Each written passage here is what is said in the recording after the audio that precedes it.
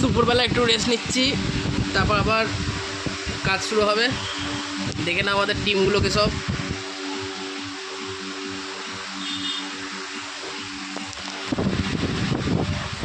এই যে এই টিমটাতে আবার একদম পুরো চিতিয়ে শুয়ে পড়েছে। এই দেখো আমাদের মিস্ত্রি মশাই বিড়ি খাচ্ছে, দেখো ও টানখানা দিচ্ছে, দেখো ওরে বাপরে সাংঘাতিক টান।